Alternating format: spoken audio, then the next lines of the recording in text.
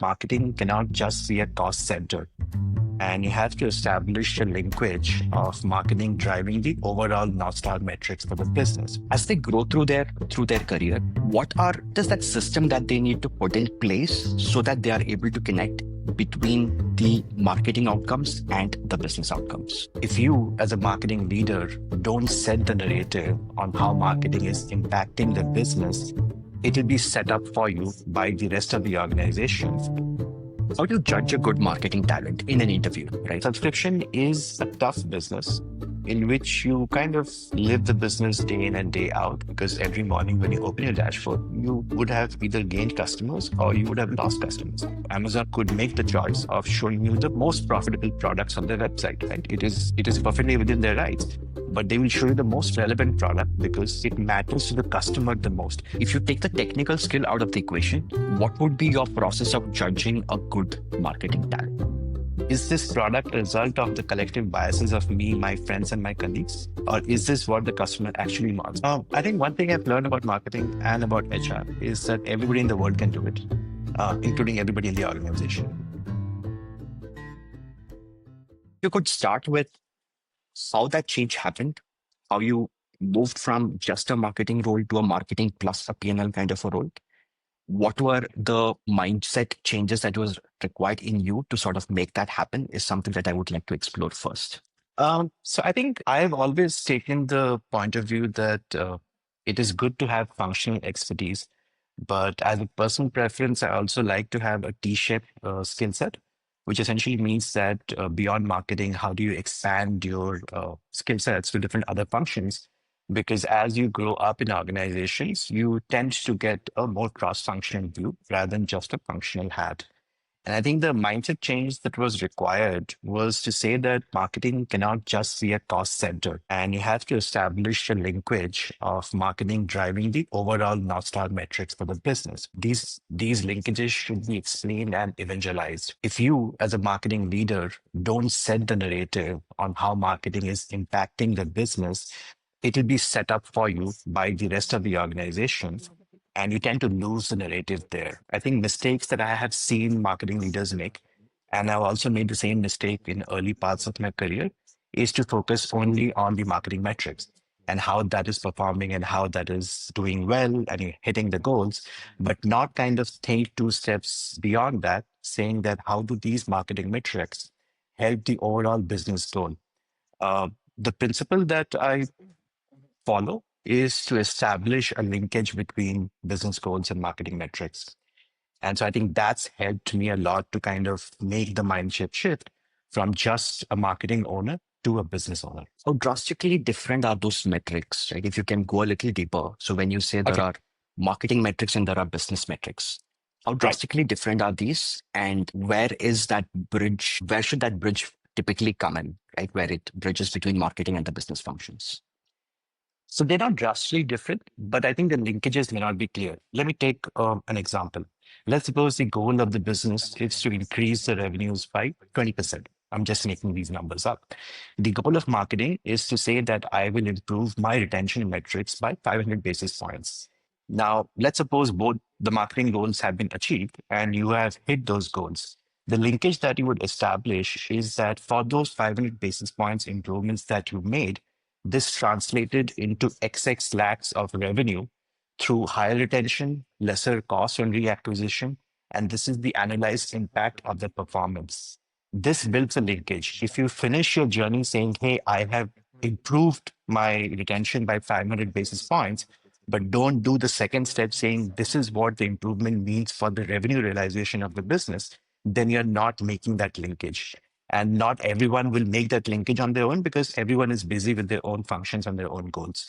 So your job as a leader to translate that into the business overall metrics. What level does that really start to matter, right? I mean, as people grow through the marketing ladder, um, do they have to worry about the business outcomes right at the beginning of their career when they are, let's say, running a channel compared to when they are a CMO or a VP marketing? Like, when does that When should that start to matter for them? I think it should always matter to them because end of the day, you are a part of the puzzle of a business and you could take multiple functions, acquisition, retention, brand, all of which add up to marketing, but they all help the business in some or the other way. Now, it's not going to happen that suddenly when you become a CMO, you make that shift and you start making that linkage. But if you start developing the muscle memory of making that linkage of your function and the business goal from the early parts of a career, you become better at it. So by the time you are going to become a CMO, you've already done that multiple number of times over multiple number of years, and you're good at it. So developing that muscle memory of saying that it's not just about my function, but it's about my function and the business contribution, which helps you be ready for that role. And when that role comes, then you've already kind of acquired the skills for it. Is there, so when somebody is planning their career, right? So when they, I'll talk about a mid career professional, somebody who is a, Right. let's say, senior manager, director level marketing person, right? Right. As they grow through their career, what is that system that they need to put in place so that they are able to connect between the marketing outcomes and the business outcomes? It's a good question. So I think is overall awareness of how all the functions play a role. To give an example, finance. Now, typically in a marketing role, unless you are managing budgets on your own, finance is not something that you would naturally interact with. But end of the day, you must understand or must put an effort to understand saying, how will my role interact with finance and how do these linkages work? Because there is no documentation written in any organization saying this is how a marketing person should learn about finance or about logistics or about any other function that is not a part of the direct purview. So making that awareness and making that effort to learn is something that you start forming those mental models of linkages, which then becomes more stronger as you grow up in roles and get higher sense of responsibility. Do you think a leader can groom a marketing professional to start thinking in that particular manner, or is that something that is innate to the person who is going through that journey? I think it's a combination of both. You and I have both worked in the corporate world. I think there's some leaders that will make that extra effort to do that. But I think I've always believed in the principle that end of the day, you as an individual are responsible for your own career. While there are leaders who will help you guide towards that, they are not making decisions for you. So if you are responsible for your own career, you will put in the effort to learn about it. It may not take up all of your time, but being aware that eventually when you grow up to take on senior roles, the cross-functional aspect of your role becomes bigger and bigger in size. So how do you prepare yourself for it today? So you have worked in multiple industries, right? You have worked in multiple levels. You have also managed multiple functions. Most recently, I think you have made that shift to Krutrim, right? Right. So for a senior leader who is going to take over multiple functions within a company, what is the right mental model for them to go with for the first 90 days of their journey in a new company, setting a function up or inheriting a function up? Right. I think the first mental model that I use, and I'll kind of build upon the words that you used, as you work in different organizations, and you join new ones, it is important for you to do two things. A is learn about the new organization, and B is unlearn the habits of the past organization. Because what works at Amazon will not work at Hotstar, what works at Hotstar will not work at Apple, what works at Apple will not work at Krutrim. So having that awareness, saying, hey, this is a new organization, I need to learn what to do in the first 90 days because the clock is ticking. I also need to unlearn a few things which will not directly apply to this new organization. That unlearning part is difficult because, we are a sum total of our experiences and we tend to bring that to the table. But I think of all the organization that I've seen, having that open-mindedness, being a sponge in which you absorb things and also be willing to discard things because they will not directly apply is something that helps you because every leader comes with a lot of experience and baggage, unfortunately, and not letting that weigh you down and helping you ramp up faster is something that I have found valuable. So if you talk about your current stint, right, which is you recently had made that move, right? I just want to go a little bit more deeper on how to actually think through those first 90 Okay. days. Let's break it down to the first 30 days, the next 30 days, and the next 30 days, right? How would you typically approach your first month, second month, and third month of getting into a new company, inheriting a new function? So I think there are two aspects to looking at this. One is a time bound aspect, which is also kind of linked to your functional expertise of the different functions that you're managing. But the second, and that's the more important aspect in a senior leadership role, is something that I call as earning trust. When you join a new organization, the expectations from you are typically at a higher level because you're joining at a senior leadership level. And you need to be able to establish the trust with your peers, with your leaders, and with the teams who report into you. So I think the first principle that I over index on is that how can I quickly earn trust of the different stakeholders in the organization? And the way I have learned to earn trust is to demonstrate, not just talk. I think early wins give you platform for bigger wins. So kind of starting to think about saying, hey, if I have 90 days or 30 days or 60 days to make impact, what are early wins? How do I earn trust? Because I think once you start establishing that foundation of trust in which people move from being in the sidelines to being your active supporters is when you kind of acquire the freedom to then do more. I think the fallacy that I have seen a lot of people fall into is that you try and break rules before you understand the rules. And so understanding the rules is really important before you say that this will work or this will not work. Because I think it's a balancing act between an art and science of ramping up in any organization. Got it. Just going a little deeper on your experience, right? At least from Mhm. my perspective, when I look at your journey through Disney Hotstar and then Apple, right?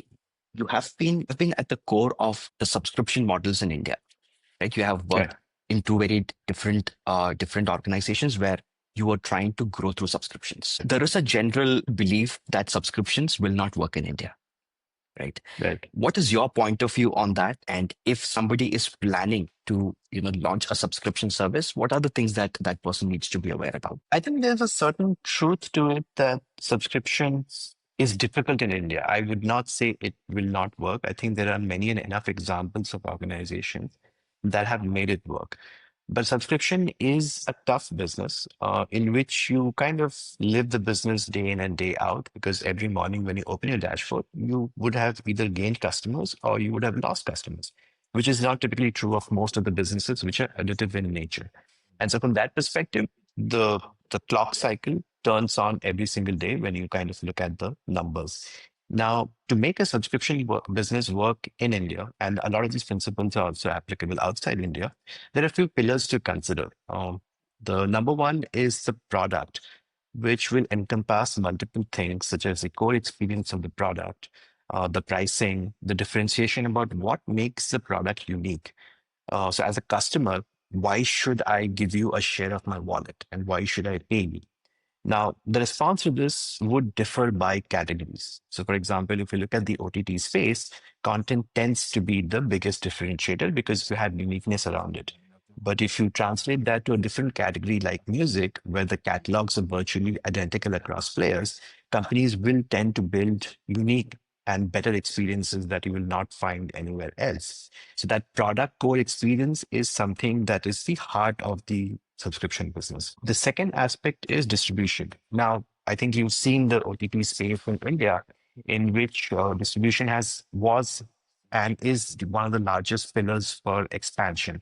Now, this distribution would include both direct distribution as well as partnerships. And what you want to do is to focus on the right mix that should I acquire these customers directly or should I partner with complementary players that allows me to maximize my target audience. The third one is payments, which earlier was a differentiator, but slowly have become table stakes.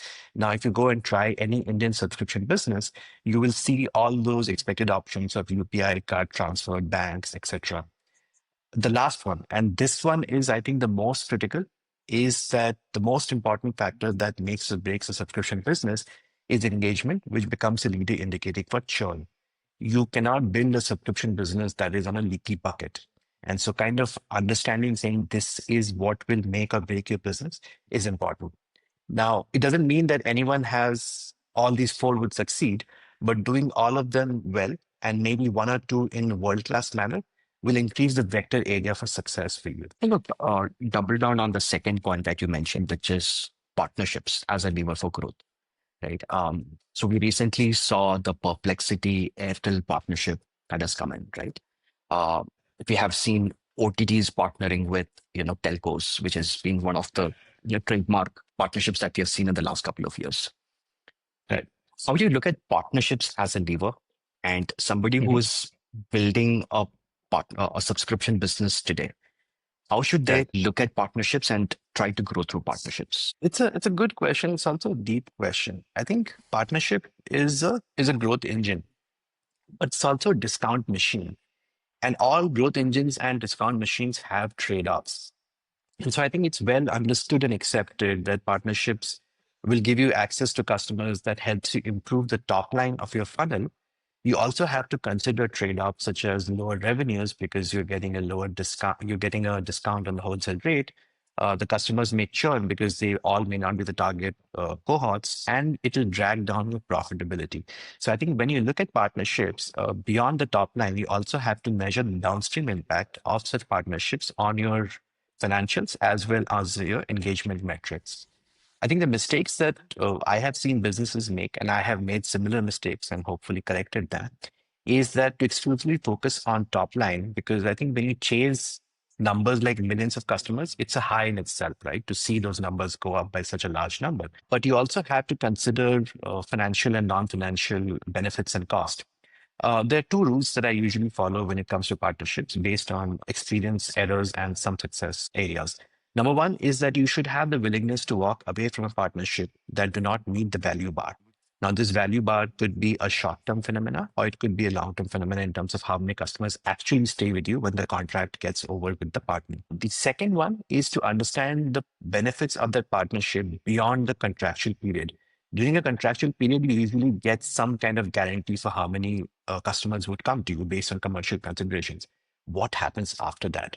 I think because that is a question that you have to consider because you're not building a business just for one fiscal year. You're building it for multiple number of years. So keeping these two principles in mind kind of helps you focus not just on top line, but on how this actually adds to your business in the long term. Do you feel that as the industry consolidates, for example, we recently saw the Geo Hotstar merger, right? There were discussion on the Sony Live Z merger at some point. Um, and I would say 2 years back, 3 years back, we had a lot more OTTs compared to what it is today.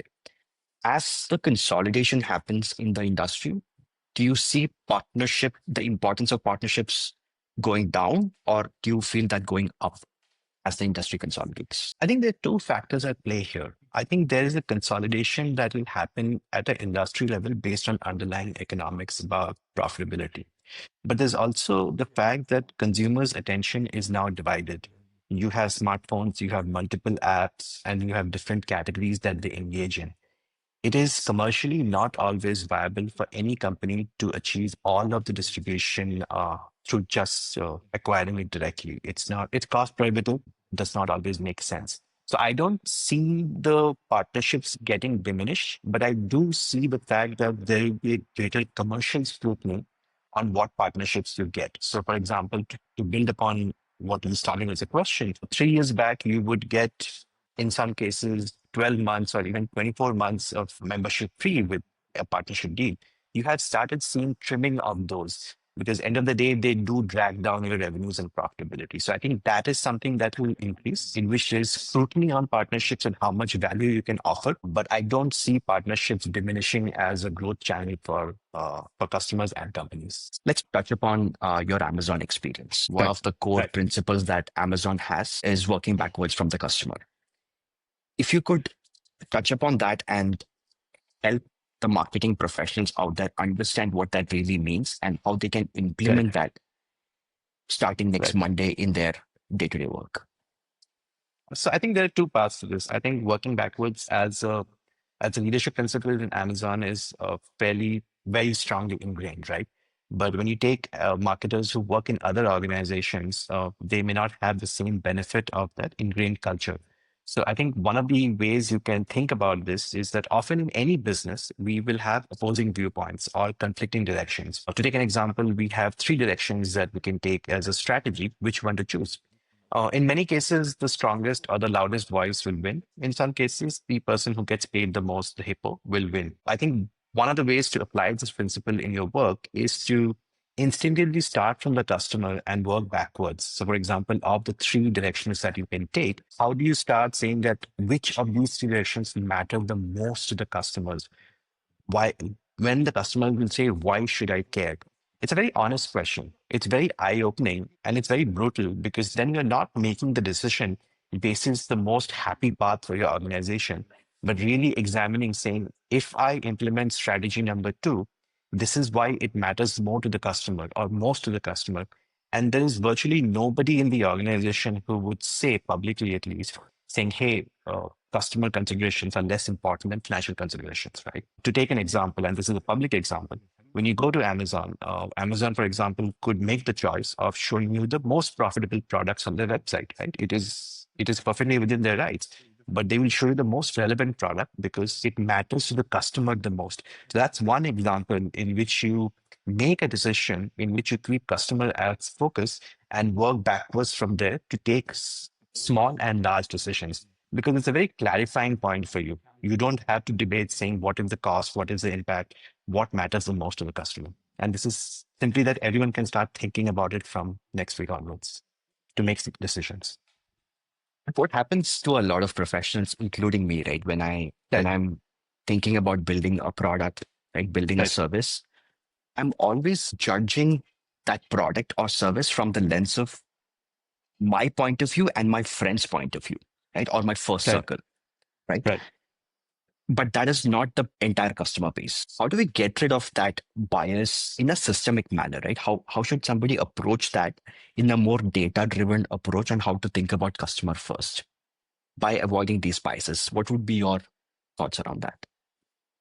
I think there is one trick that I usually employ in when I work in organizations that is not Amazon, and that is LI5. So explain to me like I'm five, and you go to a person who's not your friend, who does not have the bias, and explain the product to that person. Are you able to explain that simply so that the customer or the person gets it?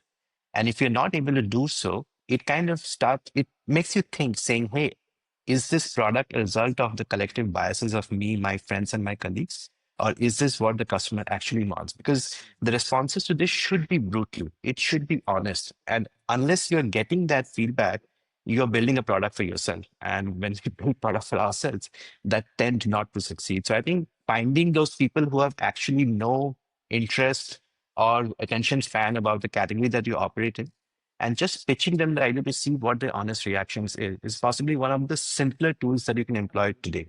I think there are other established tools that you can also use to kind of get feedback. But if you want a quick gut check, stress test on your idea, I think that's one of the ways I employ. Got it. So, are there any frameworks around it for a marketer to think through on how to think customer first? That's something that you could touch upon. So I think the biggest question that you have to think about is, let's suppose you have a product that you're building, right? It has a value proposition, it has reasons to believe. It has to answer the basic fundamental question, why should I care? And this basic fundamental question is coming from the customer. Why should I care forces you to kind of say that, hey, out of the three USPs, maybe two of them are PowerPoint or Word documents that I have made, which kind of helps me sell the idea internally. But this is not the reason why the customer will buy the product. So why should I care is a very brutal, eye-opening way to kind of spell it out, saying this is why the product should exist, and if it does not exist tomorrow, this is what will make the difference to a customer. Now, I think once you start thinking about this and then start putting it in a framework, saying the customer will care about my product because it adds value in these three different ways to their lives, which they will not get anywhere right now. And these could be cost considerations, these could be technological innovations, or anything else. But why should I care?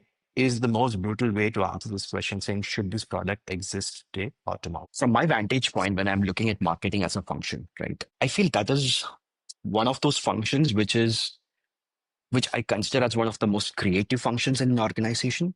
At the same time, it has to deal with a lot of Right, data. right? So when it's a creative function and then there is a data element involved, right? That how do you sort of use both to convince both your internal stakeholders and external stakeholders Right. on what you're trying to Right. accomplish through your marketing efforts? I think one thing I've learned about marketing and about HR is that everybody in the world can do it, including everybody in the organization. They can do marketing and they can do HR. So with that background knowledge, I think what it comes down to is how do you tell great stories, right? Because as you rightly said, marketing is about telling the great stories, but it's not just telling the stories to the customer. If you are doing different parts of marketing, like you're doing performance marketing, which has different attribution windows, different ways to measure incrementality, and brand, which has metrics that most people will not see the benefits of it in the short term. It's about telling that story internally about how marketing is no longer a cost center, but this is the way it adds value to the overall business, is how you kind of bring them together. Because essentially, what you don't want to do is to make it a combination of, hey, this is brand, this is performance, this is this. Because everybody is busy with their own lives. They have their own functions, their own goals, their own priorities. But how do you bring it cohesively together, saying, this is what we did? This is the impact of this to the business, the brand, on the short term and the long term, and kind of package it nicely and neatly into one cohesive story. That story is what sticks with you because people will forget the numbers you tell them for any metrics, right? Think about your career. You will not remember most numbers that have been told to you, but you remember those stories that have stuck to you. So, how do you kind of tell the right story internally is what makes marketing stronger as a function. Very interesting. And I think everybody can do marketing and HR is a very interesting statement. But if that is true, um, do you think anybody could be trained to be a good marketer? Or are there some inherent skills that that person should possess to become a good marketer? Of all the marketers that I have seen and worked with, I think there are some of them which who have a certain X factor in being able to think. Laterally is such a cliched word, but being able to think completely out of the box. But most of us, including myself, we were not trained in marketing, and I'm not considering the B school training as training in marketing because it's a bit more academic. We picked up things on the way, and I think what possibly made marketers better is a sense of curiosity. Because if you go back when you graduated, for example, there was a discussion saying digital should be 50% of marketing spends, and digital was still picking up, right? Today, in most companies, it is more than 50%. But now the question is saying, can I trust these metrics? So being able to learn and have that curiosity and understand how marketing is evolving is what makes you a better marketer. What was good for marketing 10 years back is no longer good now. You've seen the brand spreads go down. You've seen even people question saying, should I spend on a brand? Should I spend all of this money on performance, right? So it has changed. It is evolving. And I think the one thing that makes a good marketer beyond the natural innate talent of the X factor is curiosity because that will help you kind of think where the space could go next. How do you judge a good marketing talent in an interview, right? So, if you have to hire somebody who will be reporting into you, there are definitely right different functions, sub functions that you would hire for. So there is definitely a technical skill that you would look at, right? But if you take the technical skill out of the equation, what Right. would be your process of judging a good marketing talent? It's a good question. I think the way I would hire marketing talent is a expertise in the functional skill set that we are hiring for. The second is, I think as you hire more senior leaders, you want to understand that what is their interest and expertise beyond the functional skill set that they're being hired for. Because you're not hiring a leader for today. You're hiring for the talent and the work that will be required 1 year down the line, 1.5 years down the line. So do they demonstrate that potential and that interest to go beyond, to take an example, pure acquisition marketing? Do they understand the fact that retention plays a role in acquisition because you also have reacts? Do they understand that brand does impact acquisition? So how do you have that openness and curiosity to not just be really good at your skill set, but be able to understand how these dots get connected? Because as you move up, being able to connect the dots in marketing is what makes you a better marketer and also building the bench strength for hiring people who are your replacement. Those considerations do matter a lot when I'm looking at marketing talent beyond the functional expertise, because that is the table stakes which I would expect from a marketer. If I have to connect this back to what you discussed earlier, right, which is Right. a good marketer should be also be able to drive business outcomes. How do you judge that in a marketing talent on whether this person would be able to think through business outcomes than just the marketing metrics? It's a good question. I think the first thing is awareness. Do you understand the business that you are in? I think that's what is most important. What drives the business? Let's take OTT, right? OTT as an industry, of course, is top line based, but you also have monetization. You are paying a huge amount of money for content. You have retention, you have depth, you have breadth, and all of these things matter to a customer because when a customer is looking at your business from the outside, he or she is not looking at it from a functional lens. He or she is looking at the overall experience. So, understanding and awareness of what the business is, what the industry is, what the North Star metrics are, what moves the levers, what does not, is super critical because you will not get to understanding and awareness from 0 to 100 in one day, right? You will learn a bit, you learn a bit more. So by the time you're coming to the table to have a discussion, you have a fairly strong point of view on what the industry is, what the company is, what can be done versus this is marketing and this is just my role. Does industry depth, the understanding of an industry really well, play a strong role in you being a good marketer? I think it makes you a stronger marketer, but I have never seen a good marketer who is blissfully unaware of the industry that they operate in. The economics, the customer acquisition cost, the P&L management, all of this are linked to the business that you operate in. And so I have never seen a marketer who's very, very good, but is blissfully unaware of the business that they operate in. And this also includes creative people because, end of the day, creative is a way to express what the customers think and feel about your business.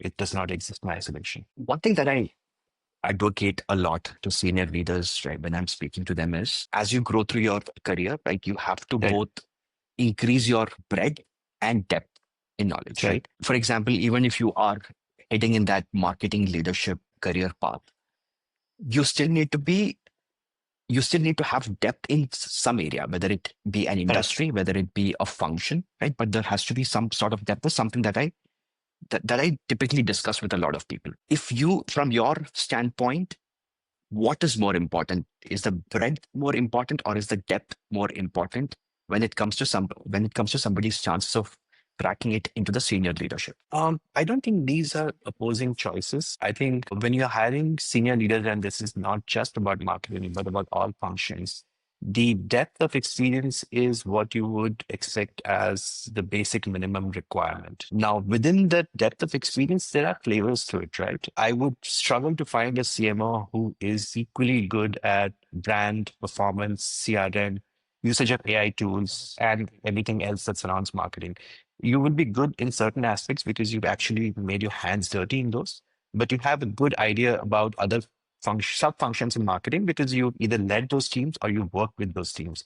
So that is about the depth of experience. But essentially, what that translates is that if I hire someone into a role tomorrow, they should be able to run with it. They don't need guidance on what a recall metric means, right? So that's table stakes. The reason as you move up, the breadth becomes important is that when people are hiring you in senior leadership roles, they're not just hiring you for the role today, but they're also thinking about your path in the organization because everyone is motivated to move up, right? Everyone is missions. You will do yourself a disservice if you remain or choose to remain a functional leader and not spread your wings beyond the function that you hired for, because then you're automatically ruling yourself out from consideration for any other senior roles which encompass multiple functions. Just to take that example, that thought a little further, right? And I'm taking the example from your career. So you are somebody who has been in the center of marketing subscription services, right? OTT. Then you had the stint with Apple, and then Right, currently with Krutrim. I think all three are right, subscription-based services. right, right. As someone who is looking at their career, right, do they have to think about going deeper into an industry or going deeper into something like a problem statement to solve for, which is subscription services in your case? So should I be should I be focusing on becoming a marketer within the OTT ecosystem? Or should I be thinking about becoming a marketer for subscription services, which sort of cuts across? multiple industries, what would give me a higher chance of cracking it into a senior leadership in marketing? It's a tough question. So, I think if I look at my career as an example, starting with telecom, then I moved to e-commerce, then I moved to subscriptions. I think good leaders, and I'm coming to your question in a bit, but good leaders are fungible because essentially, if you have skill sets, you are able to transfer those skill sets and adapt to newer industries, and that makes you a better leader. Because otherwise, you are pigeonholing yourself into a particular subset of a particular industry, and that industry may not be super relevant 5 years from now, right? So you would not do that to yourself. You would be able to apply the learnings from an e-commerce into a subscription space. Having said that, I think if the role success requires you to have the basics of subscriptions and what it takes to succeed, it serves a few purposes. Number one, it makes you a strong candidate, one of the strongest candidates if you're applying for the role. The second is it also gives you a platform to ask for more.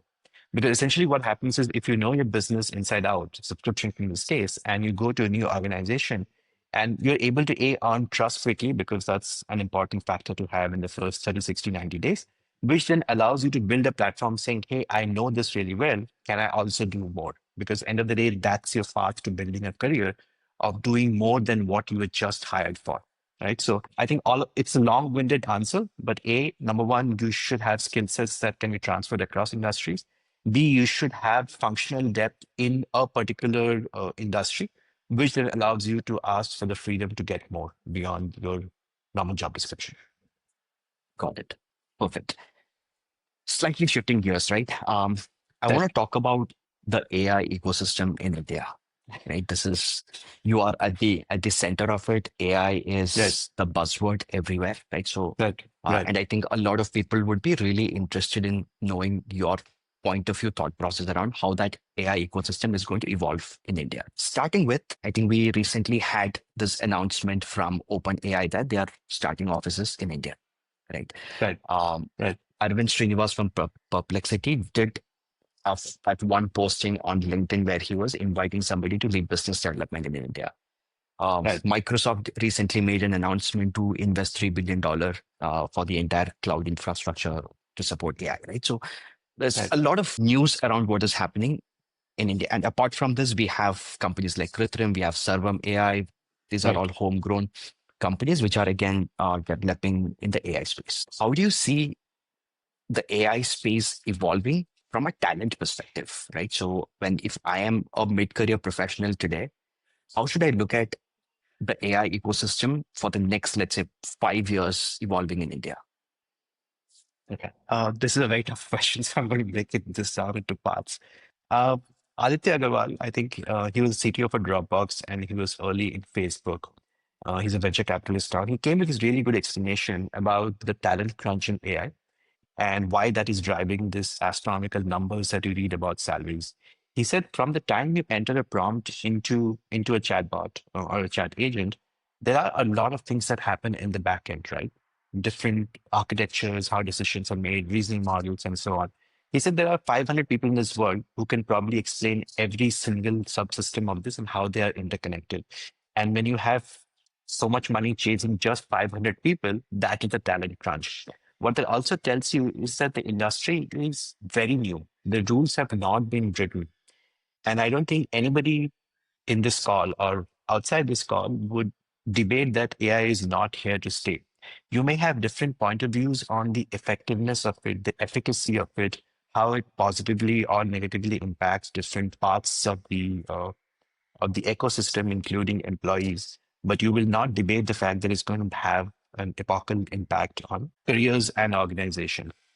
With that context, I think what I have found useful, and I think others may, is that the only way to learn the industry is to get your hands dirty. I think I am not a developer, but I force myself to learn the basics of it.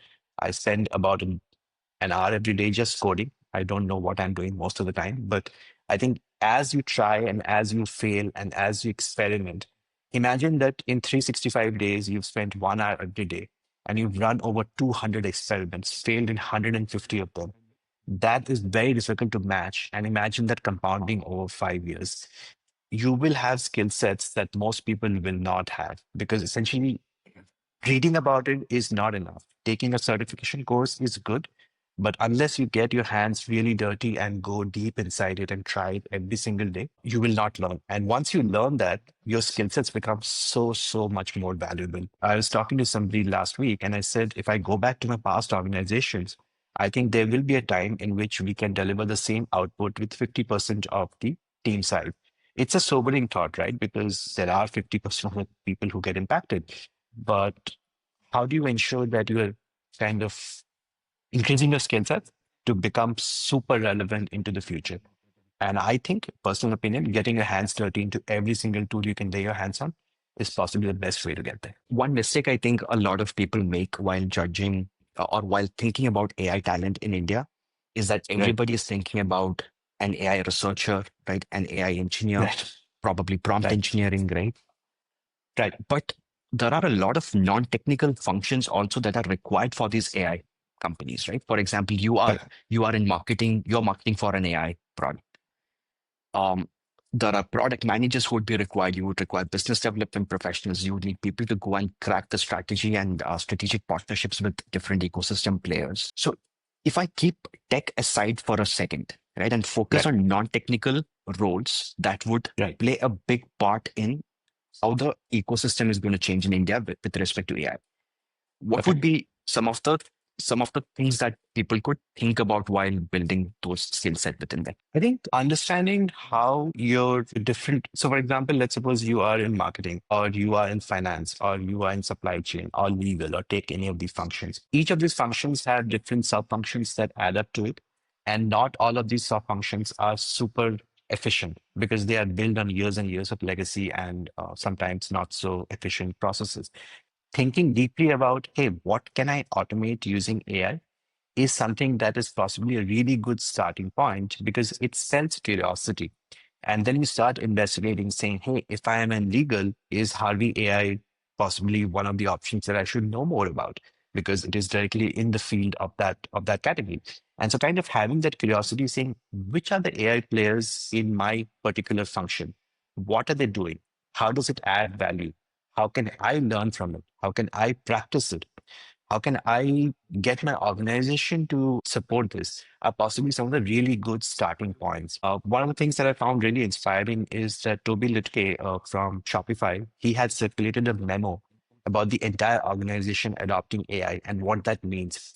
I think anybody and everybody should read that memo because it is eye-opening about how companies like Shopify are thinking about AI as an integral part of their organization. So kind of having that curiosity to go deeper beyond just reading about it is possibly a really good starting point. That's very helpful, right? Because I think in the next we are already seeing an uptick in terms of the AI engineering hiring that is happening. If you look at Correct. uh, our entire recruitment business that we are Right. currently doing, we have the number of AI engineering roles that we are handling on a month-to-month basis is increasing, Right.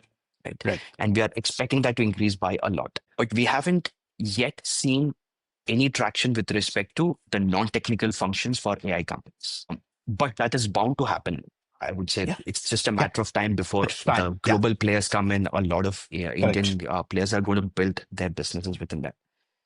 So, like you said, like it is important to be ready for it, but at the same time, are there specific kind of companies that people could potentially target so that when that uptick happens for a non-technical functions, people Right. are ready to be there to claim those roles in the market? I think it's a, and I hate using the chicken and egg example, but essentially, I think when you look at mid to large size organizations, they are still figuring out how to balance the AI adoption along with privacy, security, customer data, and all of those factors that really are important to their business.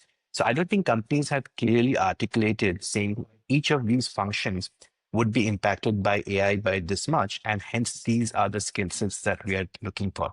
I would flip it the other way around, in which marketers would say that is AI, am I good at marketing with AI? Am I the top 100 people in the country who talk about it, who have experimented with it, who know ways to fail and ways to succeed? If you build those skill sets up, the market will follow. I don't think the market in this case will be dictating on what kind of skill sets are required for marketing or legal in AI, because the adoption is still kind of finding its path and its footing. On the engineering side, you have to keep in mind that there is about 1.5 years of lead time from the time the coding agents came in, and people are still evolving on what that means. What is prompt engineering? What is context engineering? What is a GTM engineer?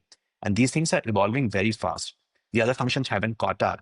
And the best way for you to kind of do that is to define saying, I will know anything and everything that is happening with marketing in AI, and I will talk about it. I'll establish myself as a thought leader. So when companies figure this out, I will be at the top of their pile. My last question, right? I think you have spoken about multiple things today. I think you started Right, with why somebody should start thinking of themselves as a business owner and not just a channel owner. You right, spoke about the importance of integrating AI into your daily life so that you are ready for the right, future. You touched upon why it is important for people to build those industry transferable skills so that they remain right. relevant and become suitable for senior leadership positions out there. But if you have to distill all your learnings from your career so far, right? And if you That, look, let's say 5 years ahead, right. what would be those 3 to 5 things that the marketers who are at a mid career level at this point, listening to this particular podcast, can take away and then start implementing from next Monday? You have a habit of asking tough questions, but let me kind of break this down in two different parts. One is the P&L marketer. The second is in terms of skill sets that you should develop beyond just marketing. The first one is that you have to own the business narrative and marketing's linkage to it and how you're impacting business overall, and not just focus on your marketing metrics. That's number one. So own the business narrative, not just the marketing narrative.